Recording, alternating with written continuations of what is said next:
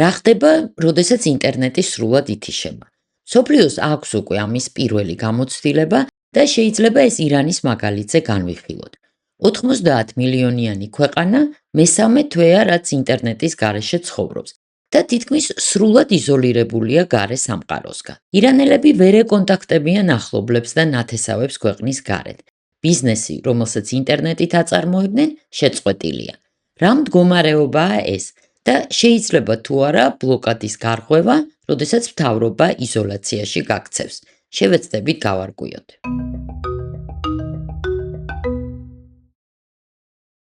ირანში ინტერნეტის გათიშვის შემთხვევები ომამდეც იყო. 2026 წლის იანვარში მასობრივი გამოსვლების და ამ გამოსვლების ჩახშობის დროს ინტერნეტის გათიშვამ მიიღო სისტემატური ხასიათი. უცხოური მესენჯერები და სოცქსელები არ მუშაობს ინტერნეტის გარეშე. ამიტომ ირანელები მობილური კავშირის იმედად არიან. ისინი რთულად, მაგრამ ზოგჯერ ახერხებენ მობილურით ახლობლებთან დაკავშირებას ქვეყნის გარეთ. ესეც მთავრობას ზარების მონიტორინგისთვის სჭირდება. მათ აინტერესებთ, ვის უკავშირდებიან მოქალაქეები უცხოეთში, მაგრამ გარედან ირანში დარეკვა შეუძლებელია. ირანში, სადაც საშუალო ხელფასი თვეში $100-მდეა, მხოლოდ 30 წუთიანი საუბარი თითქმის $10 ღირს. მობილური კავშირის გამოყენებაც ძვირი სიამოვნებაა და დარეკვაც მხოლოდ ერთ ქვეყანაში შეიძლება. არსებობს პატარა სივრცე, როდესაც შეგიძლიათ დახურულ ქვეყანაში დარეკო შუამავლის საშუალებით და ეს დაახლოებით ასე მუშაობს. მაგალითად, ადამიანი ცხოვრობს ან სპეციალურად ჩადის ირანის შემთხვევაში მის საზღვართან, მაგალითად თურქეთიდან ან სომხეთიდან. შუამავალი ორი ტელეფონიდან ერთში დებს ირანულ ბარათს, მეორეში თურქულს ან სომხურს. მას ურეკავენ თურქულ ნომერზე, ის კი ამ დროს კრებს ირანელი ახლობლის ნომერს. ტელეფონებს ერთმანეთს ადებენ მიკროფონით ერთი მეორისკენ და ასე ელაპარაკებიან ახლობლები ერთმანეთს. ასეთი 5 წუთიანი ზარები შუამავლის დახმარებით ღირს დაახლოებით $40. ირანში ინტერნეტის გამოვლობის შესაძლებლობა ბოლო 60 დღის განმავლობაში მხოლოდ 2%-ია და არანაირი VPN-ის სერვისები ოდნავ მაინც ეფექტურად არ მუშაობს. იხსნება მხოლოდ ოფიციალური ვებგვერდი ირანი.ir, ასევე ზოგიერთი სახელმწიფო უწყების ან მედია საშუალების გვერდი, ასევე მიწოდების სამსახურების გვერდები, ირანის ამაზონის ანალოგის გვერდი და საბანკო აპლიკაციები. ეს დაახლოებით იგივეა, რაც რუსეთის თეთრისციები, სადაც ინტერნეტის შეზღუდვა ასევე აქტიურად მიმდინარეობს. იმის გამო, რომ ირანში ინფლაციის მაჩვენებელი მაღალია, ნაღდი ფულით ანგარიშწორებაც აღარ ხდება. ფული ყოველდღე უფასურდება, ამიტომ საბანკო ბარათებს იყენებენ. ოფიციალური სტატისტიკით დაახლოებით 10 მილიონი ირანელი დამოკიდებულია ინტერნეტ შემოსავალზე. შეზღუდვების გამო ყველაზე მეტად ზარალდებიან ქალები, რომლებიც ხელსაქმით იყვნენ დაკავებულები და შემდეგ თავიანთ ნამუშევრებს სოცქსელებით და ინტერნეტ მაღაზიებით ყიდნენ. ინტერნეტის გათიშვამ 1 წუთში დააკარგინა შემოსავალი მათ და მათ ოჯახის წევრებს. ონლაინ მომუშავე კომპანიებიც იხურებიან. ირანის ეკონომიკაზე ეს უკვე აისახა მძიმედ, მაგრამ არსებობს მოლოდინი, რომ უარესი დრო წინ არის. ირანის მთავრობის შეფასებით, ქვეყნის ეკონომიკას გათიშული ინტერნეტის ყოველი დღე აკლებს $25 მილიონ დღეში. ბოლოდროინდელმა გათიშვებმა მთლიანობაში $1 მილიარდი ზარალს გადააჭარბა. სანქციებით და ომით დაზიანებული ქვეყნის ეკონომიკისთვის ეს დამატებითი დარტყმაა. მაგრამ ირანის მთავრობისთვის ეს მაინც მისაღები ფასია, რადგან ინტერნეტს ისინი მიიჩნევენ საფრთხეთ საკუთარი ძალაუფლებისთვის. ბლოკირებამდე 2018 წელს ირანში ყველაზე პოპულარული მესენჯერი იყო ტელეგრამი, 40 მილიონამდე მომხმარებლით. მისი დაბლოკვის შემდეგ ქვეყნის მთავრობამ დაიწყო ადგილობრივი ქსელის სოროშის ან სორპუშის პოპულარიზება.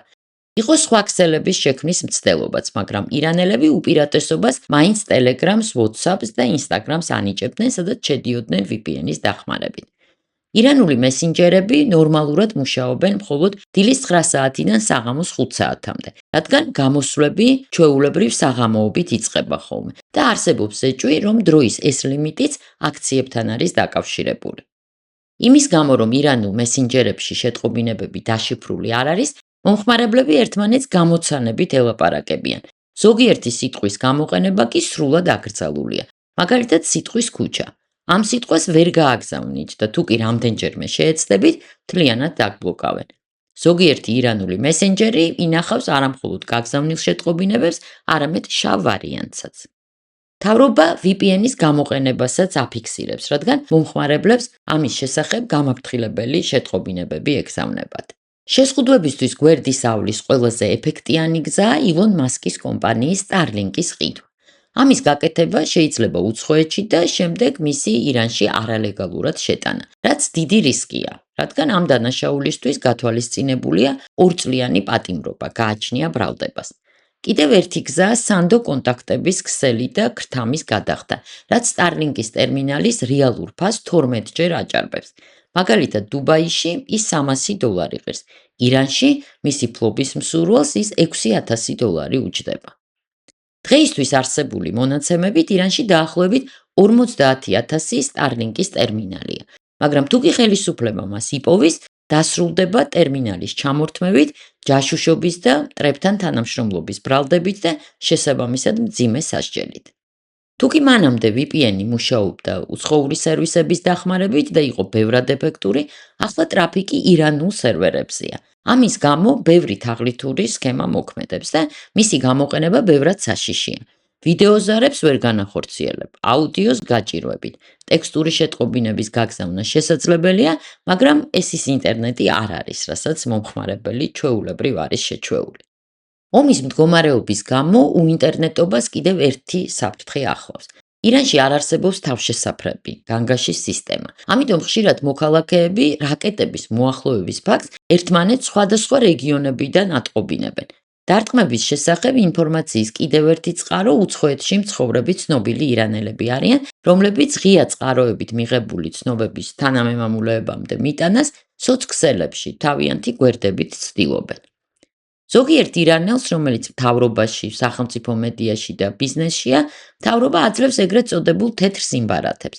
ამ წვდომას ჰქვია ინტერნეტ პრო და ღირს დაახლოებით $30 თვეში, მაგრამ ასეთ ადამიანებს კიდევ უფრო აქტიურად უთვალთვალებენ. ამ ინტერნეტ გაჭირვების ფონზე ირანელები დაუბრუნდნენ ტრადიციულ მედიას. ირანში აკრძალულია თანამგზავრული თებშები, მიმღებები. პოლიცია პერიოდულად ატარებს რეიდებს სახლებში, ართმევს მოწყობილობას და აჯარიმებს მესაკუთრეებს. დროდადრო ისინი მიმღებებს საჯაროდაც ანადგურებენ. მიუხედავად ამისა, თანამგზავრული თებშები ირანში მაინც პოპულარულია. ამ თებშებით ისინი იჭერენ მეზობელი და სხვა უცხო ქვეყნების არხებს. პოპულარულია მოკლე ტალღოვანი რადიოც. ირანის ხელისუფლება ამ შეზღუდვებს და ინტერნეტ კონტროლს იმით ხსნის, რომ აგრესიის და ომის პირობებში მოქალაქეებს იცავს, რომ ირანელების ხმას თავად წარმოადგენს და ხელისუფლების წევრების წვდომა ინტერნეტთან საკმარისია იმისთვის, რომ საერთაშორისო თანამეგობრობა ინფორმირებული იყოს მათ ქვეყანაში არსებულ სიტუაციაზე. თქვენ როგორ წარმოგიდგენიათ ინტერნეტის გარეშე ცხოვრება და წარმოგიდგენიათ თუ არა საერთოდ? მოგწერეთ კომენტარებში, მანამდე კი გამოიწერეთ ჩვენი არხი და დაელოდეთ ახალ ისტორიებს.